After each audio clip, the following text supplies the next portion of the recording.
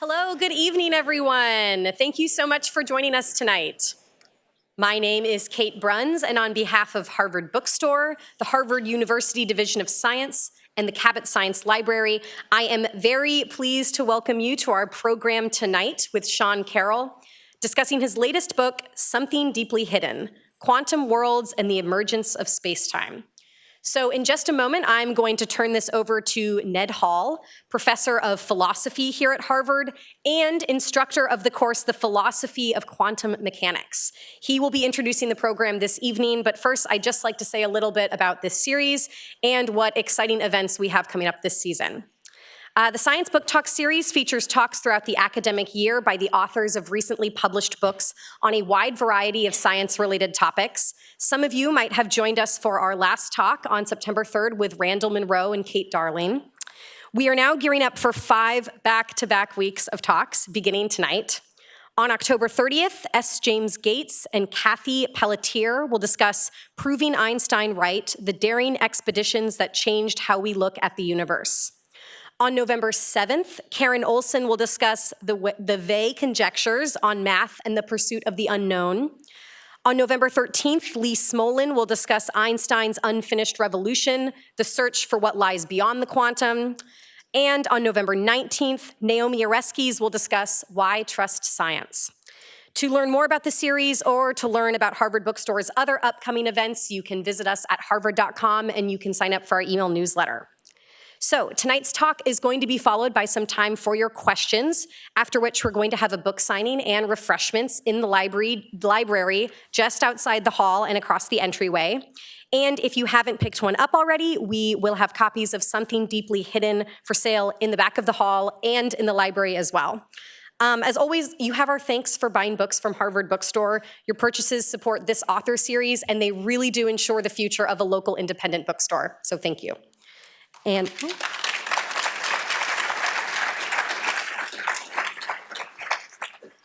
lastly, just a quick reminder to silence your cell phones before the talk begins this evening.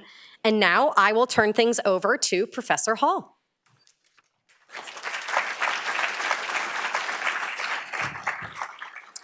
Welcome and good evening. So I'm Ned Hall, chair of the philosophy department here at Harvard.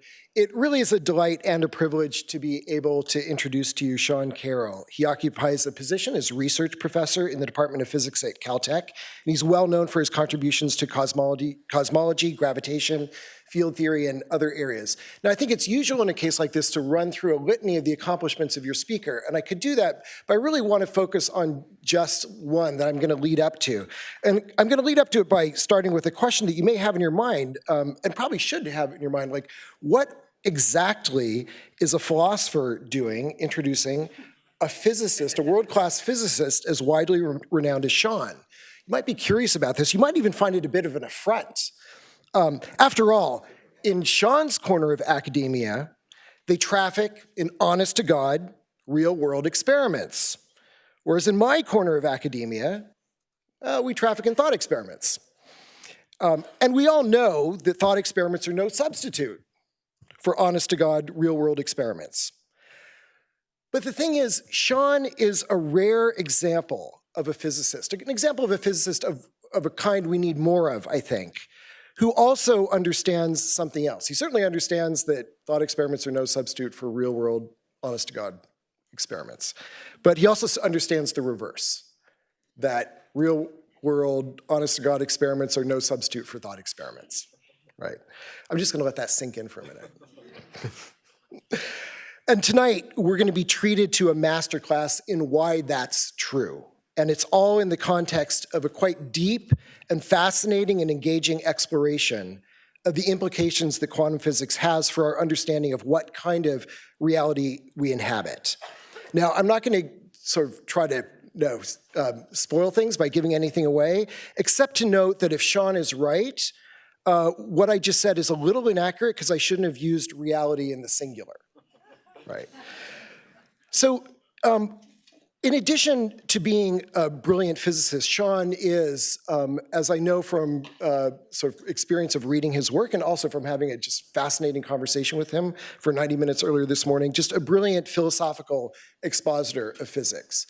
And I think his brilliance as an expositor comes not just from the fact that he knows the physics cold, and not just from the fact that he's also quite skilled in the use of thought experiments to draw out the implications of the physics, but from a kind of motivation that he brings to the study of physics. That's a motivation that many people have when they start out life in, say, perhaps in high school or even earlier in college when they sort of sign up for their first physics class.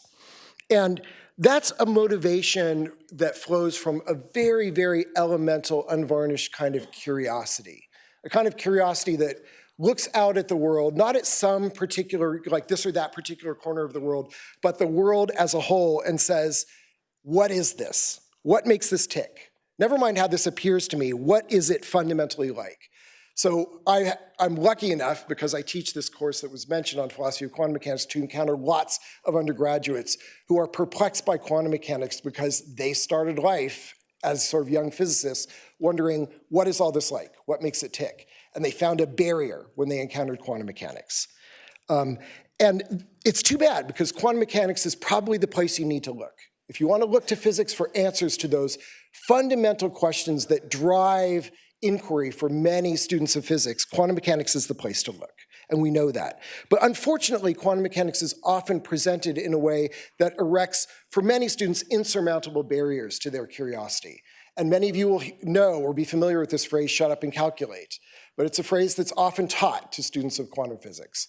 And there's a reason for this. It's not that physicists are somehow anti-intellectual or uninterested in sort of exploring what the world is like in some fundamental respect. It's that there's a reality when you're teaching physics, when you're teaching quantum physics, that you have to get students up to speed. And the theory, or quantum theories in general, are quite mathematically daunting. So to get to the point where you can use those theories responsibly to make predictions about actual experiments is a real challenge. And so it's difficult as a student to surmount that challenge while keeping in clear view the curiosity that drove you into this field in the first place. So I will say, quite honestly, what happened to me is I kept the curiosity, but the challenge, that was a little bit much, and so like, let's do philosophy instead, right? Like, we have equations in philosophy sometimes, but no, they're not the Schrödinger equation. And what really makes me admire Sean so much is that, within 30 seconds of talking to him, you can just hear that the curiosity is undimmed. If anything, it has flourished. And that, I think, is an accomplishment that you won't find on his CV, but is a really, really outstanding accomplishment. So with that, I turn it over to Sean. You're in for a wonderful ride. Thanks.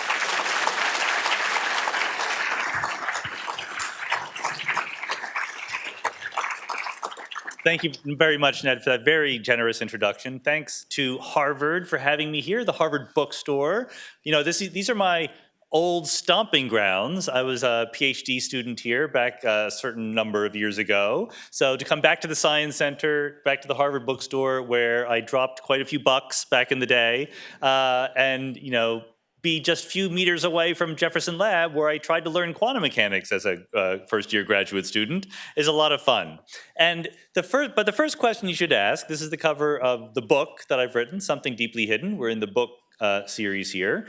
Why in the world does the world need another book about quantum mechanics? There's no shortage of those. And part of the answer is, one thing I mentioned in this book is I went to Amazon and I plugged in the word quantum into the search bar, looking for books with the titles involving the word quantum somehow. And what pops up are, among others, quantum yoga, quantum leadership, quantum spirituality, quantum touch, quantum healing. None of these have the Schrödinger equation printed anywhere in them.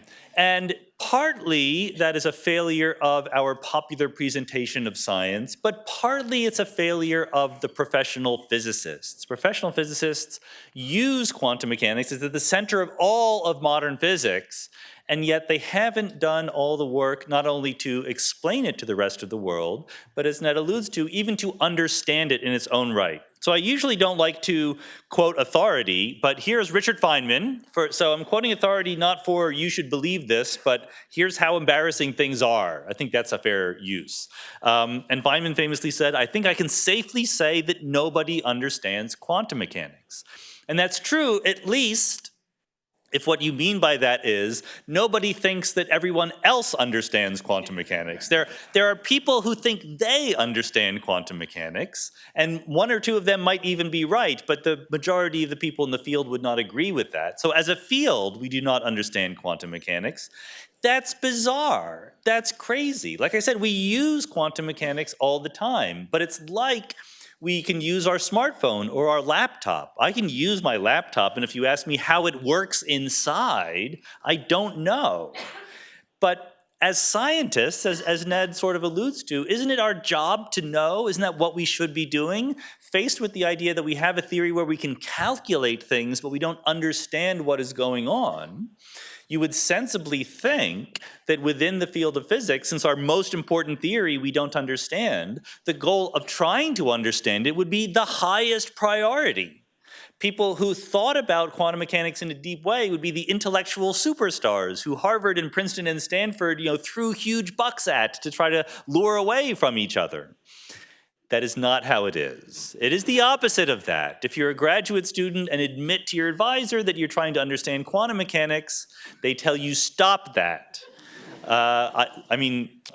There's specific stories one could tell. I did recently, as part of a group that we have at Caltech, apply for a renewal for our grant from the Department of Energy, and I was told, don't let them know you're trying to understand quantum mechanics. That will look bad.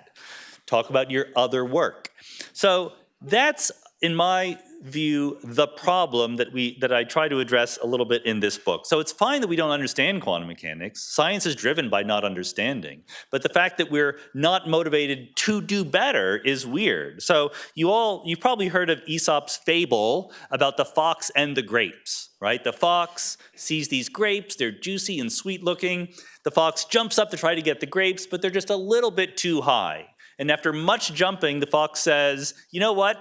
I never wanted those grapes in the first place. They're probably sour, right?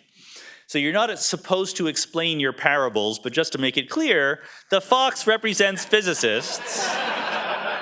The grapes represent understanding quantum mechanics. We tried a little bit, we failed, and we tell ourselves now we never wanted to know in the first place. I think that's a bad attitude.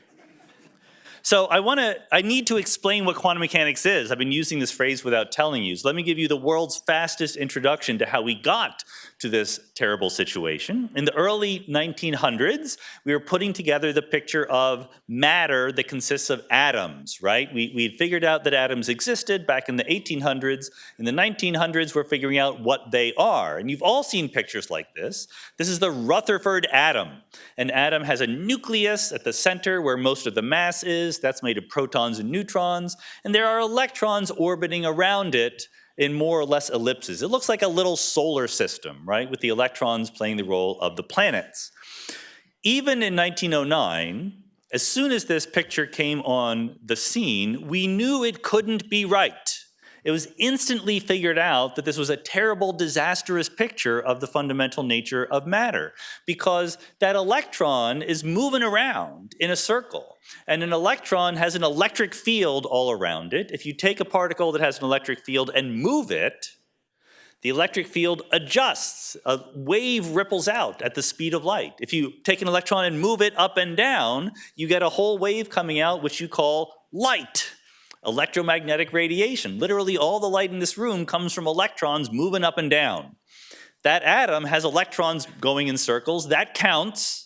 Those electrons should be giving off light and spiraling in, losing energy, collapsing to the center of the nucleus. So there shouldn't be atoms. And you can make the prediction. The time it takes for this to happen is about 1/100th of a billionth of a second. It's really quick. So we can do the experiment right now. Okay, we didn't all collapse into a point right there in 10 to the minus 11 seconds, so something is wrong with this picture. Now, of course, your first guess is that something is wrong with the electrons in particular or something specific, but a lot of people put a lot of brain power into trying to understand it. They had already separately, people like Planck and Einstein, had come up with the idea that light itself which had been understood to be a wave, had particle-like properties in certain circumstances. So some bright people, Louis de Broglie in particular, said, well, maybe the electron, which we think of as a particle, has wave-like properties in certain circumstances. And that turns out to be right. So instead of thinking about the electron as a little particle, a little point that orbits around and is clearly moving and should be giving off light, think of it as a wave. And the wave has these properties. You can go through the math, just like a string on a violin or a guitar that is tied down on both ends. And when you pluck it, you can get certain frequencies out of it and not others. For the wave that is the electron sitting around the nucleus of an atom, you can get certain shapes for that wave and not others. It comes in certain discrete ways of being. And that helped explain the fact that when electrons do give off light in atoms, in those events, you see certain discrete frequencies. So these pictures are different shapes that what we call the wave function of an electron could actually take on. The reason why the electron doesn't fall into the center of the atom is because its lowest energy state is not sitting point-like in the middle, it's being spread out in a wave-like way. So this is progress, and then real progress came a couple of years later with Erwin Schrödinger, who said, I have an equation that the wave function obeys. And I need to write the equation because otherwise you will not do well on the quiz we're handing out at the end of the talk. Solving the Schrödinger equation is the foremost pastime of modern undergraduate physics quantum mechanics courses. You don't need to know the details. What you need to know is that there is an equation.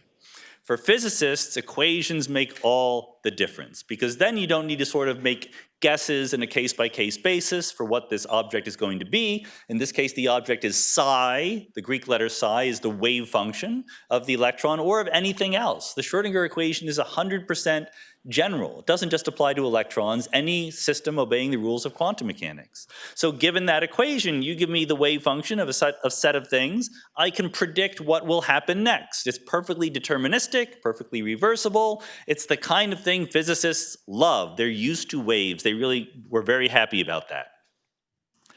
Naturally, the happiness is a little bit short-lived. In fact, the amount of happiness lasted for a negative amount of time because even when we had Schrödinger and his equation, we already knew it couldn't quite be right. Schrödinger's hope was that if you solved his equation for an electron just out there in the world, it has a wave, etc., that the equation would tell you that that electron wave naturally sort of concentrates and looks like a particle. But it turns out not to happen. The opposite happens. If you solve this equation for an electron that is very concentrated, its wave spreads out. So the prediction of the Schrödinger equation is that electrons should be fuzzily spread out all over the world. That is not what we see in electrons or in other elementary particles. This is a little chunk of uranium, a radioactive substance, inside a cloud chamber, which means that when it gives off a charged particle, in this case mostly alpha particles, but the point is that this charged particle emitted from the radioactive substance, it looks very particle-like. That's what those little lines are. Those are the trajectories of individual charged particles being emitted by the radioactive substance. If you ask the Schrödinger equation what the wave function of those particles should look like, they should be more or less spherical. The wave that is the emitted particle from the radioactive substance moves out in all directions equally. But then you look at what you see, and you don't see that. You see a line as if it were a particle. What is going on with that? It's almost as if the electron acts like a wave as long as we're not looking at it. But then when we look at it, it acts like a particle. Nonsense, crazy pants. That can't be right. So obviously we had to think hard about what to do about this, and physicists came up with a strategy. They said the electron acts like a wave when we're not looking at it, and then it acts like a particle when we are. This is known as the Copenhagen, or sometimes I just call it the textbook interpretation of quantum mechanics. There's literally a set of ideas that tells you what quantum systems do when they are not being measured or observed. And it's very, very much in the ordinary physics paradigm. We're very happy with that. But then when you measure the system, the wave function, which was all spread out, localizes into some particular answer, and then it looks kind of like a particle. And the relationship between the left and the right is that you don't know ahead of time where you will see the particle, but the wave function on the left can be used to predict the probability that you see it in different places. The more wave function there is before you look, the higher probability that that's where you will see it. So this crazy pants idea has been codified into the Copenhagen interpretation of quantum mechanics. And when you, honest to goodness, this is what we teach our undergraduates. I am not going to at the end say, but of course we don't teach them that. This is what we tell them. There are two sets of rules for how quantum systems behave. When nobody is looking, it's very standard physics. There's something called the quantum state, which is given by the wave function, and there's an equation that it obeys. It's just like classical Newtonian mechanics. When there's a classical state, bunch of particles have positions and velocities, and there's an equation, Newton's laws, which tells you how it evolves with time. But then when you look at it, there is a different magical procedure by which the wave function collapses to a particular value, and the best you can say is that it has a probability of seeing one thing or another. Now, I'm not alone in thinking that this is crazy. Einstein thought it was crazy too. He didn't like it. He got into a famous series of polite arguments with his good friend Niels Bohr. Niels Bohr is one of the bosses of the Copenhagen interpretation and said, this is fine. And Einstein's response was, this is not fine. And there are various ways of being more sophisticated about that, but they all come down to the idea that, come on. You can't really think this is the final answer. Maybe this is perfectly good for, a provisional way of doing things, but we have to try harder. So to illustrate what's going on, I know that's a very quick introduction, let's turn to the thought experiment stylings of Erwin Schrödinger, who invented, as Ned says, one of our favorite thought experiments. As far as I know, this has never been done. Schrödinger's cat. And the Schrödinger's cat experiment was invented by Schrödinger because Schrödinger was on Einstein's side. The Schrödinger cat experiment came about via letters, via correspondence between Einstein and Schrödinger, who were just going back and forth going, surely they don't believe this. So quantum mechanics tells us you can think about that wave function of the electron as representing a combination of every possible place you could observe it. So the word we use is a superposition of every possible observational outcome. So you can think of that wave function as saying, well, there's a little bit of it here, a little bit of it here, a little bit of it there. And Schrödinger invented the cat experiment because he wanted to say, if we magnify that idea of being in a quantum superposition to the macroscopic world, its absurdity becomes more apparent. So he says, start with a radioactive substance like the uranium we saw. There's a probability that we will observe it radioactively decay, but if we don't observe it, the nucleus is in a superposition of having decayed and not having decayed. And if we hook things up to a detector, a Geiger counter, the detector goes into a superposition of having detected a decay and not having detected a decay. And then you hook it up to a box of gas, which gets released into the box with the cat, and then the gas goes into a superposition of having been released into the box and having not been released. Now, in Schrödinger's original thought experiment, the gas was cyanide, and the cat went into a superposition of being alive or being dead. As Schrödinger's own daughter put it, I think my father just didn't like cats. And there's no reason to kill the cat, so in my version of the thought experiment, which I hope catches on, it's sleeping gas in the box. Thank you. I love cats, and the cat, according to this conventional quantum story, goes into a macroscopic superposition of being awake or being asleep. And the point of the experiment, Schrödinger says, is what you're telling me is that until I open the box, there's really no fact of the matter about whether the cat is awake or asleep. It's a little bit of both. And then when I open it and look, suddenly it snaps into being either awake or being asleep.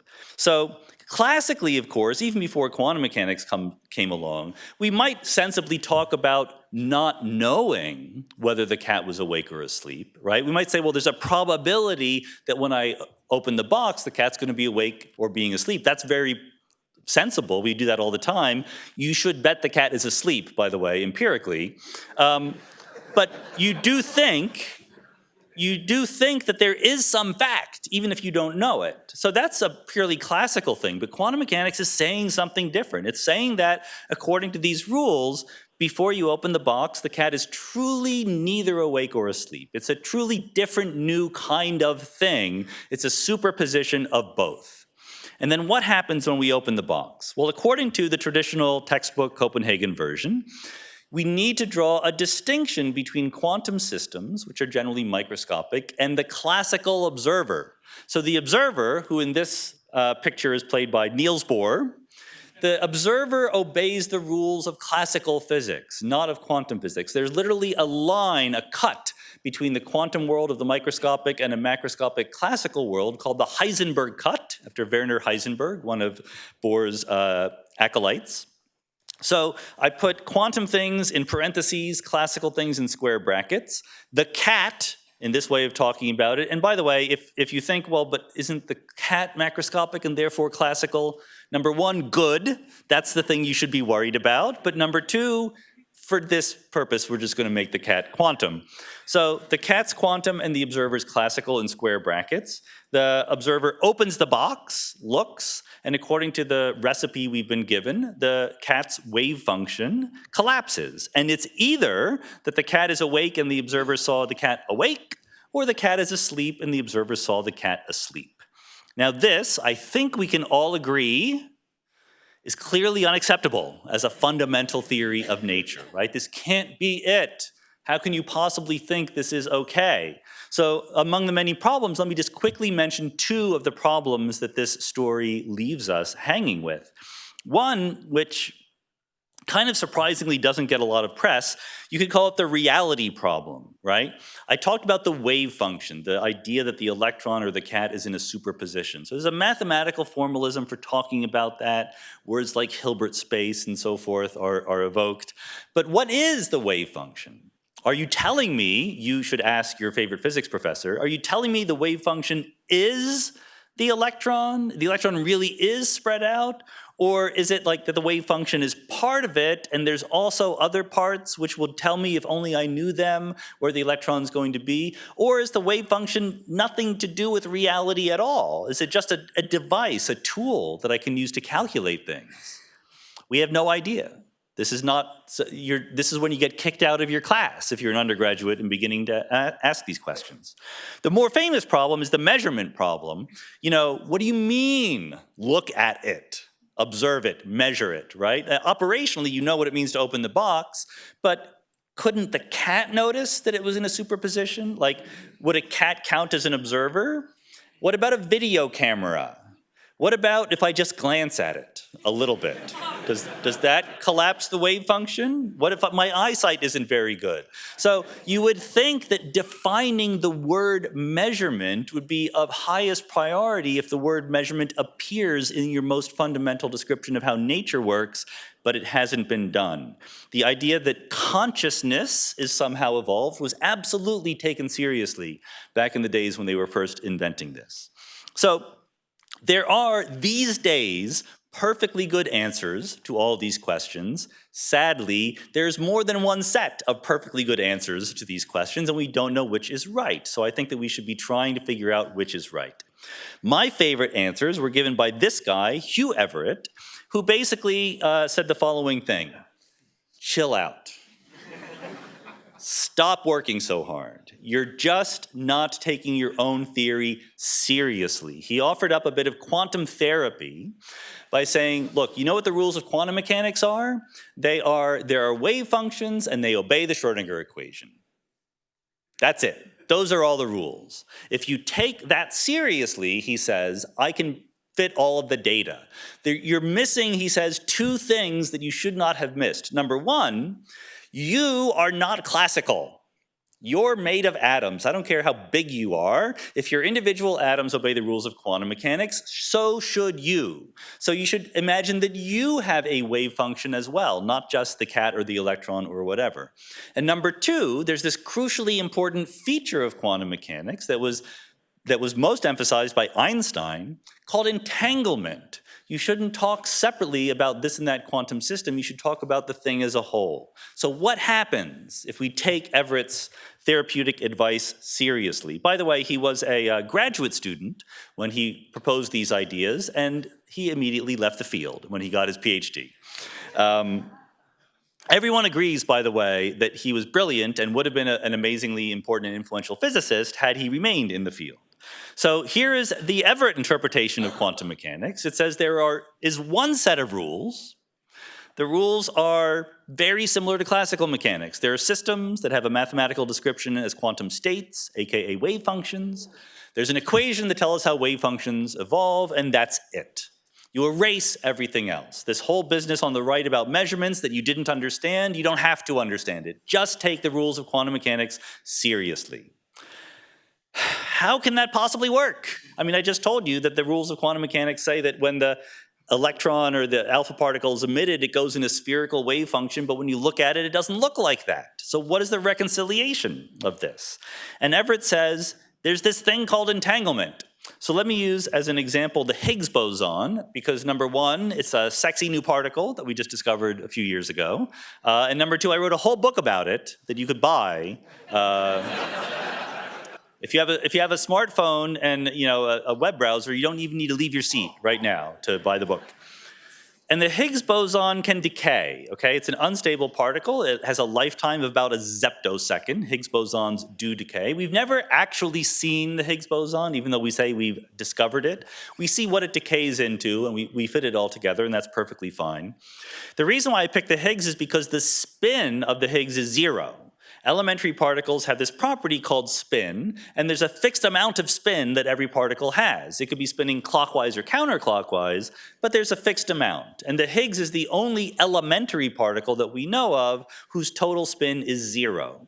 So when the Higgs decays into particles with spin, we know that the total amount of spin, the total amount of angular momentum is conserved in the universe. So if one spinless particle decays into two spinning particles, they better be spinning in opposite directions so that the total spin adds up to 0.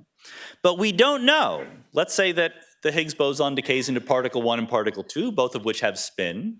We know that particle 1 is spinning in the opposite direction of particle 2, but we don't know which direction either one of them is actually spinning in. This is what we call entanglement. If you measure the spin of particle 1, it could be going clockwise or counterclockwise. Likewise for particle 2, but if you measure the spin of particle 1, you know immediately that particle 2 is spinning the other way. So the wave function of what the Higgs boson decays into can be thought of as a superposition of particle 1 spinning up, particle 2 spinning down, plus particle 1 spinning down, particle 2 is spinning up. That's called entanglement because if we know, if we measure, if we figure out the state of one particle, that tells us right away about the state of something else. This is so important, I'm going to have a new slide where I say exactly the same thing over again, okay? The lesson of this is that a crucial difference between classical mechanics and quantum mechanics is that in classical mechanics, if you have a world that is made up of different parts, every part has its state, okay? The Earth, the Sun, the Moon evolving around each other according to the rules of classical mechanics, they each have a position and a momentum. That's not true in quantum mechanics. There is not a wave function for the Earth, a wave function for the Sun, a wave function for the Moon. There is one wave function of the whole universe at once, of the Earth, Moon, Sun system, and everything else in the universe. Everett called it the universal wave function. We cleverly call it the wave function of the universe. We're not really very good at conveying the grandiosity of these concepts with our nomenclature. But the point is, you shouldn't, even though we often talk about this informally, you shouldn't think of the wave function of the two particles as being particle 1 is either spin up or spin down, a superposition of both. Particle 2 is a superposition of spin up and spin down. You should think of the total wave function of both particles all at once, and that's what enables entanglement. The observational outcome for measuring one part of the universe can tell you something about the other. They can be entangled with each other. So what good is this for Hugh Everett in his attempt to fix and simplify quantum mechanics? Well, let's do Schrödinger's cat again, but this time in the Everettian version. The difference is that the observer, now played by Hugh Everett, is also in parentheses. The observer is a quantum system just like everything else. And when we had this mystery in Copenhagen, what do you mean by measure something? There are no mysteries of that form. There are other mysteries. There are no mysteries of that form in Everettian quantum mechanics. Everything is just obeying the Schrödinger equation. You just write the correct form of the Schrödinger equation for both the cat and the observer, and you solve it. The measurement is just a physical interaction between these two quantum systems. So you start with the cat being in a superposition of awake and asleep, and the observer has not yet observed. The observer opens the box, does a physical measurement interaction with the cat, and you can actually show with Schrödinger's equation that the obvious necessary evolution is to a superposition of the cat was awake plus the observer saw it awake, and the cat was asleep plus the observer saw it asleep. Everybody agrees that this is what the Schrödinger equation predicts all by itself. So if you don't have these weird rules about collapse and measurement and so forth, this is what quantum mechanics would be predicting. The reason why this was not immediately thought of and adopted in 1926 is because nobody has a recollection of ever feeling like they were in a superposition, okay? When we see the particles being emitted by the uranium, we don't think, oh, we're in a superposition of all the different directions it could have gone. We think we saw the particle go somewhere, right? That seems to be naively a conflict between Everett's simplified version of quantum mechanics and our experimental empirical experience. What are you going to do about that, fancy Dr. Everett? He wasn't even a doctor yet. Graduate student Everett.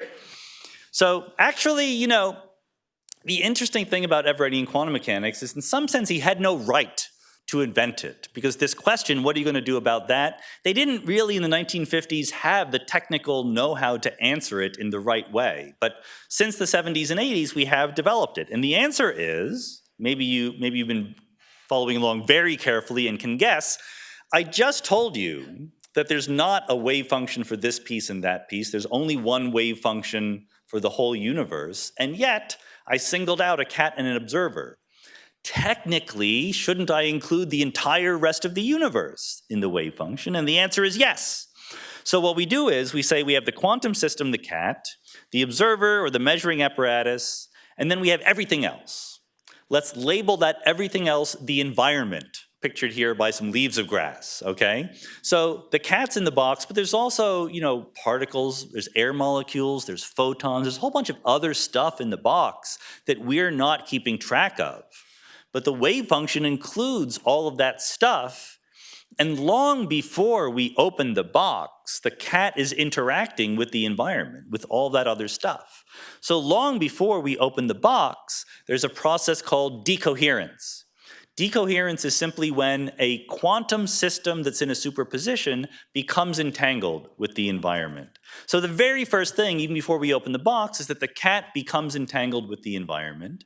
Then you open the box, and then you look at it, okay?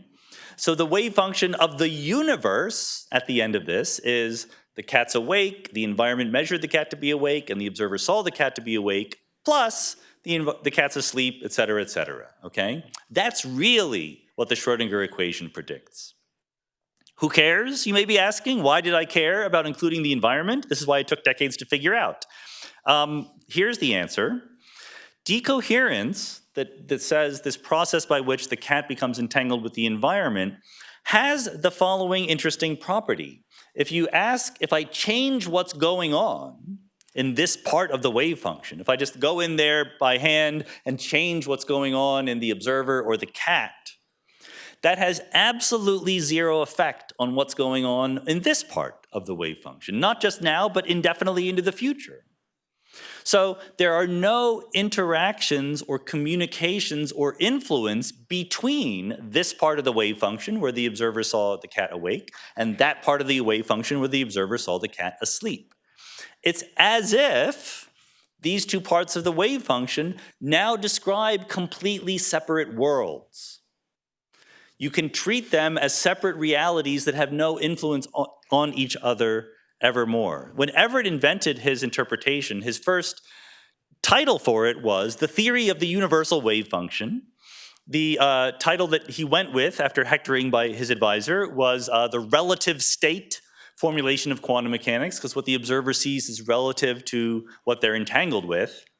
What Bryce DeWitt later dubbed it is the many worlds interpretation of quantum mechanics. DeWitt knew the box office appeal of a good label, and that's when many worlds really started getting the imagination being captured about the physics community and the world more broadly. So the point of this is, the reason why I sort of reveal that at the end is, the many worlds interpretation does not start by saying, let's take quantum mechanics and add a bunch of worlds to it. At no point does it add a bunch of worlds to anything. It removes a bunch of hokey rules about measurement and wave function collapse. The worlds were always there. Every other version of quantum mechanics is a getting rid of the worlds formulation of quantum mechanics. But you didn't expand the size of the space of wave functions or anything like that. You just took the Schrödinger equation and wave functions at face value. The worlds naturally come into existence. It's actually the simplest, most pure, most austere formulation of quantum mechanics. That doesn't mean it's right. It's just, yeah, by the way, it's right, but that doesn't mean it's right, okay, all by itself. There's more work to be done to establishing that it's right. So look, a lot of questions naturally arise from this. It's easy to say, let's take the formalism seriously. It might be hard to actually internalize this. So let me just run through a bunch of questions which I think we do have good answers to. The simplest one, the one that I get all the time, is where does the energy come from? We have a universe full of stuff. And you're saying that it duplicates all the time. Like, by all the time, I mean literally all the time. Like, in your body, there are 5,000 radioactive decays per second on average. And so this is a gross underestimate, but it's not that you've made 5,000 new worlds through those decays. It's that every decay doubles the number of worlds. So you've increased the number of worlds by 2 to the power 5,000, which is a large number for those of you who are not science majors. So if I think that the world has stuff in it and that stuff has energy, where does the energy come from to make all of these worlds? So this is one of those questions where the math is absolutely crystal clear. Energy is conserved in the Everettian version of quantum mechanics, by which I mean the energy of the wave function of the universe. The right way to think about it is the world is not duplicating like in a Xerox machine, it's being subdivided. It's being differentiated. The world where the cat is awake and the world where the cat is asleep have a thickness individually. And this is a hokey language for real mathematical stuff that we could show with equations, but the width, the weight, or the thickness of the universe is conserved over time. So at early times, when there's only one branch, there's a big, thick universe. And what happens is this differentiation process of decoherence splits it into finer and finer pieces. This works not only with energy, which I think we can all agree on, but with utility as well. If you're worried about the moral philosophy of many worlds, and you think, look, I'm a utilitarian, I think that the net utility, the net amount of good in the world is positive, so I'm going to be the best person in history by going into my basement, building a quantum mechanical experiment, and branching the wave function of the universe really fast. So if I think that the universe has positive utility, I'm making a whole bunch of new universes, I've increased the utility of the universe enormously. Don't believe any of that. You should weight the utility of the universe just like the energy by the thickness of the universes that you create. So all of this does hang together. These are the easy questions. More easy questions. There's mostly, and to be honest, I don't even want to be unfair to people who disagree with me about this, because there are absolutely good reasons to be skeptical of many worlds. There are questions to which we don't know the answer, but yet I can't help but being as honest as I can be in saying that most people who don't like many worlds don't like it because it rubs them the wrong way. Like, it just seems like a lot of universes. I mean, 2 to the 5,000 per person per second, come on. It could be infinite, by the way, the number of universes. We don't know whether the total number of branches of the universe has some specific finite number or could possibly be infinite. That worries us. Where are we going to put them all? All these universes. So the answer to that, again, I don't know if it's satisfying or not, but the transition from the Copenhagen interpretation to the Everett interpretation did not expand the set of possible quantum things going on. That's what we call Hilbert space in quantum mechanics. The set of all possible wave functions is exactly as big in Everettian quantum mechanics as in any other version of quantum mechanics, but other versions go to great lengths, bend over backwards, do somersaults to make sure that the wave function of the universe doesn't visit parts of Hilbert space, parts that would be described as multiple worlds at once. But the possibility of them is always there. All Everett says is, it's fine, it's okay, let it happen, don't worry about it. The slightly more sophisticated objection is that this can't be tested. This is just unfalsifiable metaphysical hocus pocus. This is not real science, right? The idea behind this is that you're saying that your interpretation of quantum mechanics implies the existence of all these other worlds, and then you're saying you have no influence on them and they have no influence on you. Why are we bothering? What is the point of this? How would we ever know if they were there and not there? The problem with this is that many worlds does not start by saying there's a bunch of worlds. It starts by saying there is the Schrödinger equation and wave functions. The worlds are a prediction, not an input to the theory. Every theory, no matter how good it is, makes predictions you can't test, just because it's predicting things about what's going on far away, or in the past, or in the future. We judge theories by the predictions they make that can be tested. And the axioms of Everettian quantum mechanics are just, there are wave functions and they obey the Schrödinger equation. If you want to falsify Everettian quantum mechanics, all you have to do is observe a quantum system not obeying the Schrödinger equation. And there are alternatives to Everett which say that happens, and there are experiments being done to look for that. It is the world's most falsifiable theory. Just see the wave function not obey the Schrödinger equation. That could happen. So this is not a good objection. Now, nevertheless, despite the fact that all these objections are silly, there are people who come up with alternative versions of quantum mechanics. And honestly, I don't know if people are tweeting this or whatever. I'm joking, okay, about Everett being right. I think it's right. I think there's a 95% chance that it's right. But of course, we should be looking at alternatives and trying to develop them. And of course, if one of them seems better at some point, I will change my mind right away. It's not an emotional attachment. But then I will tell you what the alternatives look like, and you will go, oh yeah, Everett definitely looks better than those. One popular set of alternatives are called hidden variable theories, or Bohmian mechanics, or de Broglie-Bohm theory. This is a very sensible way to go if you say, the electron has wave-like features in some regimes and particle-like features in other regimes. Maybe that's because there is literally both a wave and a particle. So in hidden variable theories, there's still a wave function. That wave function still obeys the Schrödinger equation, but there's additional stuff. There's additional variables, degrees of freedom, which actually are particles with locations.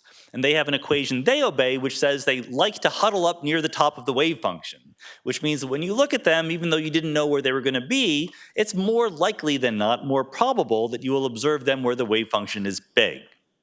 There are also spontaneous collapse theories. In the Copenhagen interpretation, wave functions collapse when you measure them, but there's a whole other school of thought that says wave functions collapse all by themselves. So it just so happens that every little particle has a chance, a truly random probability per second of localizing to some position. For one particle, you could wait for 100 million years and still it would be unlikely that you would see it localize. But for a table, there are way more than 100 million electrons in this table. So big macroscopic collections of many particles in these versions of quantum mechanics naturally maintain their classical locations in space. So I'm not going to go into these in a lot of detail. I just want to let you know that if you don't like Everett, there are absolutely respectable approaches to quantum mechanics that do solve the measurement problem, that do solve the reality problem, that give you definite answers to those questions that I posed. I don't like them, and let me tell you the actual reason why I don't like them. Not just because Everett is simplest and it works, but as a working physicist, I want to answer questions we don't yet know the answer to. So a lot of the work that is being done by people who care about Bohmian mechanics or spontaneous collapse theories takes as their model a small number of non-relativistic particles, okay, which is great for developing new theories of quantum mechanics, but I want to care about quantum field theory, string theory, quantum gravity. And it's much harder to make sense of how these approaches would work in those contexts. And the reason why is because those other alternatives to Everett still stick with some classical notions. They have not yet completely thrown off the burden of our intuition that builds up over the fact that classical mechanics is such a good approximation to our lives. So literally, when physicists are taught quantum mechanics, and you're taught about the electron in the hydrogen atom, a harmonic oscillator, quantum field theory, what everybody does is you first write down a classical theory and then you quantize it. Quantizing is an algorithm, a procedure, and it can be difficult. It was difficult for electromagnetism, so people ended up winning the Nobel Prize, Feynman and Schwinger and Tominaga. But nature doesn't do that. Nature doesn't start with a classical system and quantize it. Nature doesn't know there is any such thing as classical mechanics. Classical mechanics is just an approximation to quantum mechanics. So you might think that if it became advisable, or if you got stuck on a physics problem, trying to understand the quantum behavior of some system, maybe you shouldn't do so by starting with the classical system and quantizing it. Maybe you should start with quantum mechanics, forget about classical mechanics, and derive the existence of some classical approximation. That would be very, very hard to do in hidden variable or spontaneous collapse theories, but Everett, many worlds, is plug and play. You tell me what dynamics you want to have for your quantum systems. I can immediately find the Everettian version. All of this is, again, leading up to quantum gravity. We all know that gravity doesn't play nicely with quantum mechanics. No matter what street corners you hang out on, you've undoubtedly been told we don't have a real theory of quantum gravity yet, right? That's a big puzzle for physics. Ironically, Everett started inventing the many worlds interpretation by starting to think about quantum gravity back in the 1950s, and we don't have the answer yet. We have a classical theory of gravity given to us by this guy, Einstein. He says gravity is the curvature of space-time, okay? We live in space-time, but space-time is not just a background that is fixed. It responds dynamically to matter and energy, and that response we interpret as gravity. So the motto, I'm going to take you through a lot of technical stuff in a very small number of slides here because we're nearing the end of our talk. The motto to remember is there's a relationship between geometry and energy. Energy, of course, mass counts as a form of energy, right? E equals mc squared. But Einstein says that geometry of space-time is influenced by stuff. And the motion of the stuff is influenced by the geometry of space-time. That's the motto that gives us general relativity. So we haven't succeeded in getting a full theory of quantum gravity. We've tried. We also, according to Feynman, don't understand quantum mechanics. So why in the world should we expect to be able to quantize gravity if we don't understand quantum mechanics, right? We've been lucky with electromagnetism and the other forces and the matter particles. Maybe that was just getting lucky. Maybe we shouldn't expect that kind of luck to continue to the future. So maybe instead of quantizing gravity, we should find gravity within quantum mechanics. And this is an ambitious idea, which is going to take us years to figure out whether it works or not. We don't know whether it works. Everything I've told you up until this point in the talk is just the truth. Everything that I will be telling you from now on is speculation that may or may not turn out, but this is how science works. We're going to speculate, hypothesize, and see how it goes. Now, even though we're starting with quantum mechanics and seeing whether or not we can emerge gravity from it, we're allowed to take clues from what we know, right? Quantum field theory is our current best way of describing the world. And what I mean by that is, even though we talk about particles like electrons and photons, modern physicists know that the fundamental stuff that comes out of are fields. In the battle between particles and fields, is light really waves or particles, for example? The fields have won. okay? Fields are what the universe is, particles are what we see when we look at them. So a field, the difference between a particle and a field is a particle has a location. Here it is nowhere else. Fields exist everywhere. A field has a value everywhere. There's the magnetic field, the gravitational field, the electric field, but even things like neutrinos or quarks or electrons are fields filling space, but in empty space, the fields are there being as quiet as they can. When you say, I see a particle, that means the field is vibrating a little bit more energetically.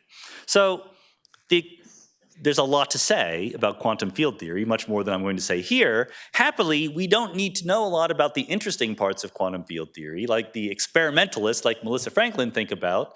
They look at particles, they look at the excitations over and above what goes on in empty space. But empty space itself is kind of interesting in quantum field theory. In a particle theory, empty space is just empty, it's just there. But in quantum field theory, there are modes, as we call them, there are vibrations, there are fields that are still there. They have a wave function, even though it's empty space. So what we mean by empty space is not there's nothing there. It means that the fields are in their lowest energy state. They're doing as little as they can possibly do. That's what you and I think of as empty space. And we can separately, these little circles here, these pale circles or ellipses, reflect the fact that in different regions of space, we can separately ask, what's the field doing there? What's the field doing over here? What's the field doing somewhere else? Guess what is going to be learned about these fields? They're entangled with each other. Of course they are, because all the important things going on in quantum mechanics come down to entanglement. And furthermore, it's not surprising that locations in space that are near to each other feature quantum fields that are highly entangled. Locations in space that are far away feature quantum fields that have very little entanglement. There is naturally a relationship between the distance between different parts of space and how entangled they are. Parenthetically, this has nothing to do with particles. So I can take two particles, have them be entangled, and they can be anywhere. This is literally empty space. Empty space has a relationship between entanglement and geometry. If I have a triangle and I know the distance, the length of every leg of the triangle, and I know that for every triangle, I know the geometry of the whole space. And what I'm telling you here is, if I know the entanglement between fields in empty space, I can figure out what the geometry is, okay? So usually we take the distance between points as fundamental, we derive how entangled they are. But what if, this is what physicists do, what if we turn it around? The distance between two particles is not a fundamental concept in quantum gravity, but entanglement is a fundamental concept in any version of quantum mechanics. So instead of saying the further things are away from each other, modes of empty space, the less entangled they are, what if we said, when modes are entangled by a lot, they are nearby? We define that to be what we mean by nearby. And when modes are not very entangled, we define that to be what we mean by far away. So rather than going from geometry to entanglement, we can go from entanglement to geometry. But the point is, we get this relationship between entanglement and geometry. Got that? It's going to be on the quiz. Don't think that you're just going to ignore this. There is also a relationship between entanglement and energy, and I kind of already said that. Remember, empty space is the lowest energy state. If you want to put stuff somewhere in the universe, you want to put particles, you want to put matter and energy, you have to start those quantum fields vibrating, and that breaks the entanglement. The entanglement goes down between what's going on in that region of space and everywhere else. So if you have some region with some particles in it, I can tell how much energy there is just by figuring out how entangled that region is with what's going on outside. So there's a relationship between entanglement and energy. So putting entanglement at center stage changes our view of what general relativity, of what Einstein's theory of gravity is. Einstein posited as an assumption that there's a relationship between energy and geometry. That was general relativity.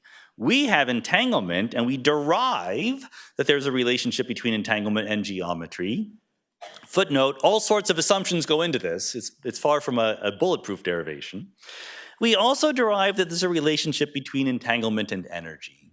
So we get out of our procedure a relationship between geometry and energy, which is what Einstein assumed from the start. So, and we can show, I'm protecting you from the equations, but there are equations for this, and we can show that the geometry that we get, at least in the weak field, simplest cases that we can look at now, obey the same equation that Einstein wrote down for general relativity. So if you posit, rather than there exists space-time and it has the geometry and the geometry tracks energy, if you posit that there's a quantum state and there's entanglement in it, and this entanglement is related to an emergent geometry in some way, it is very natural that that emergent geometry obeys the rules of general relativity. So rather than quantizing gravity, if we look hard enough and squint and cross our fingers, we can find gravity there within quantum mechanics. Now, like I said, we're not done yet. This is not finished. I'm glossing over all of the leaps of faith that we've made, all of the problems that we haven't yet dealt with. We are dealing with it. This is my empirical evidence that we're working on it. We've written a bunch of papers, okay? There's a lot of details, and it's very exciting. It's like, the obvious question to ask is, can I use this to make an experimental prediction that I could test? And the honest answer to that is not yet. But there's no reason in principle to think that we can't, and we are absolutely trying to put our brain power together and use this to make predictions, because it's a different way of looking at quantum gravity than we usually have. I think it's entirely plausible that we will get experimental predictions out of this approach. So let me just end with a quote from David Deutsch. David Deutsch is one of the world's leaders in the many worlds interpretation of quantum mechanics. He helped invent a little thing called the quantum computer, which is kind of a big deal. So he says, despite the unrivaled empirical success of quantum theory, the very suggestion that it may be literally true as a description of nature is still greeted with cynicism, incomprehension, and even anger. So I hope, if nothing else, this talk has lowered your amount of incomprehension where it comes to quantum mechanics. Thank you very much.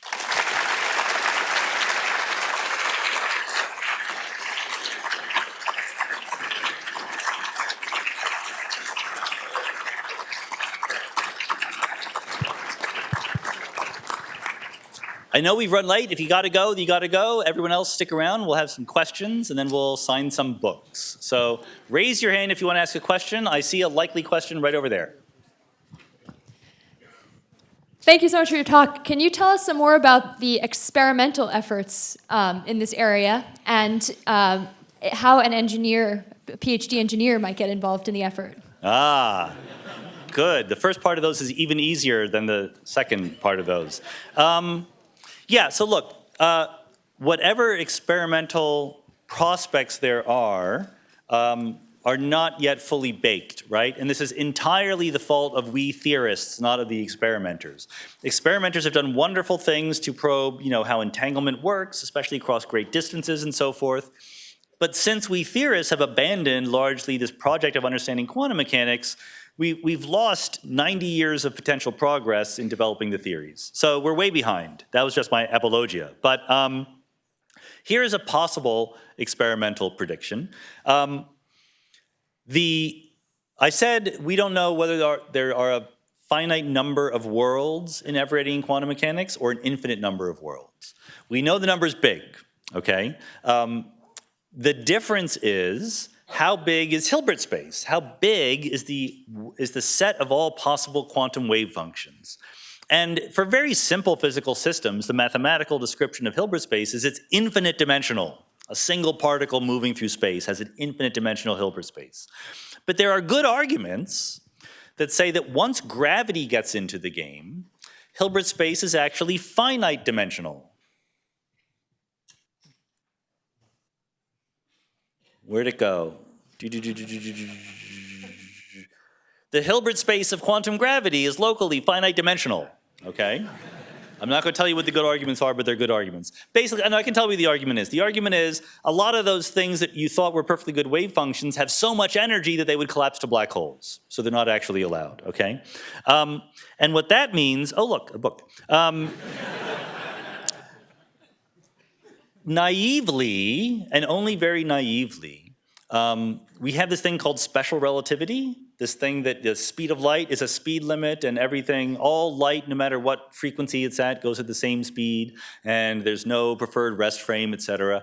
Naively, special relativity is incompatible with Hilbert space being finite dimensional. Now, the number of dimensions we're talking is big, something like 10 to the 10 to the 120, okay? But it's possible that in a finite dimensional Hilbert space, special relativity is not exactly true. It's only a really good approximation. And that says that maybe red light and blue light don't travel at exactly the same speed. And so you can look for this. You can look for, a burst of gamma rays from something billions of light years away and see it when you see it in radio waves and when you see it in X-rays and ask if it's the same time. And people are doing this. So far, special relativity is looking fine, but maybe we just haven't yet made the right prediction there. As far as to what engineers can do, the technology that we have to probe real-world quantum phenomena is finally really becoming impressive. It's not just looking at one particle at a time. We're taking entanglement seriously. We're building quantum computers. I think that even though I can't make a specific prediction, any effort along those lines to harness the power of entanglement in a device will one way or the other pay off big time. So I think there's a lot of room there. Yeah. I just want to tell you, I understood everything you said. Good. The thing Don't keep talking. Don't blow it. Like, that was great. The thing that puzzles me is, let's take Schrödinger's equation, which you put up on the screen. How did he put that together? I mean, did he dream about it one night, or is this a legacy of many years of physics coming together? Or yeah. I mean, how does an equation get that way? And how does he know it's good? It's a great question. Where did this equation come from? I do, on the words on the slide, gesture toward trying to explain what it's actually saying, right? Psi, this Greek letter, is the quantum wave function. On the right-hand side, we have I h bar, which is the square root of -1. H bar is the fundamental quantum parameter. And we have the derivative of the wave function, so how quickly it's changing with time. On the left-hand side, we have this operator, H, the Hamiltonian, which basically asks the question, how much energy is there in the quantum state? So roughly speaking, Schrödinger's equation is just the mathematical formalization of the idea that the parts of the wave function that have more energy evolve faster. It's just a guess, right? Like any good law of physics, like Newton's equations, like Einstein's equation, you come up with something reasonable, you formalize it, you make that your guess, and then you go test it. But as far as we currently know, this equation that Schrödinger guessed in 1926 is the most important equation in all of physics. Has been tested. Over and over and over again, yes. All right, this side of the room, yes. So in the Everettian world, you have this, in the next slide, I think you have this many worlds splitting and branching. So if the space is finite, what does the thickness represent? I mean, would it be that at some point there is no more splitting? Yes, absolutely. So if Hilbert space, the space of all possible wave functions, is finite dimensional, then the total number of worlds has an upper limit. There's a maximum number of worlds, and that corresponds in our sort of everyday view of the universe. What it would look like from the inside is the universe undergoing a heat death and approach to equilibrium. Okay, so the entropy of the universe would go up, things would sort of settle into equilibrium, and when that happens, it becomes harder and harder to distinguish between the different branches because they all look alike. And so basically it wouldn't be sensible at that point in the evolution of the universe to say that there were separate branches anymore. And by the way, this will probably take 10 to the 100 years or more, so it's not exactly a, rebalance your checkbook kind of situation. Yes. Thank you. So this evening I've gone from thinking that many worlds means a world which keeps splitting into many, many more worlds, to an understanding that there's sort of one universe which conserves energy and splits into, is infinitely splitting. Is that correct? If it is, I have a follow-up question. You got it exactly right, except we don't know if it's finite or infinite. Okay, because it seems to imply that it would be infinitely splitting. If it is there any sense of something like a Planck length, which would ultimately max out the extent to which it could split? So the Planck length comes about when we combine gravity and quantum mechanics and relativity. Again, we don't know whether it's finite or infinite. The formula, when I said 10 to the 10 to the 122, like when I guessed that number for the size of Hilbert space, quantum gravity is involved with that number. But these different branches, so in that loose sense, yes, the Planck length is involved. But more seriously, these branches are not separated by any distance. There's nowhere that the branches are located. There's no bigger space in which they're embedded. So if you want to say how far away the different branches are, that's a nonsensical question in this sort of setup. Yeah. So we're running a little bit short on time this evening, and I know a lot of people have questions. So just a reminder, there's going to be a book signing in Cabot Library if you would like to continue the conversation. But I think we have time for about 2 more, if that sounds all right with you. Yeah, 2 more questions. They better be very good. All right, pressure's on. All right, no pressure. Hello, Professor. So thank you for being out there with your podcast, interview, lecture, and everything. Like, it has helped me a lot. So my question is, I've heard you mention a lot about time and its arrow and its relationship to the increasing entropy of universe. So my question is, how do you resolve that with the view that time is relativistic and there is time dilation from different reference frame? Thank you. Yeah, I mean, luckily for you, I've written a book about not only quantum mechanics, but a whole other book about the arrow of time, because this is a crucially important question. I mean, you can see it right here, right? There's a big, this picture I drew with time going down to up is not symmetric if I flip it along some horizontal axis. Why is that, and why is it okay? So I think that even in the regular world, forgetting quantum mechanics, there is an arrow of time. We remember the past, we predict the future, we were all younger once, and we think that the explanation for that largely involves the conditions in the early universe being low entropy, being very organized, very special, very not generic in some sense. The fact that the branches of the wave function start as 1 and then multiply has the same explanation. The fact that the early universe had low entropy is reflected in the fact that there was not much entanglement and therefore not many branches. So we don't know why the early universe has low entropy, but that fact helps explain both the quantum mechanical arrow of time and the thermodynamic arrow of time. Now, there are many more aspects. Special relativity says that time is not the same for everybody, etc. I want to say, on the one hand, we haven't solved all of these to tell a completely consistent story, but I don't, on the other hand, see any obstacle to doing so. These are sort of good, workmanlike, normal science questions. These are not true deal breakers for this whole picture. So, right, last question.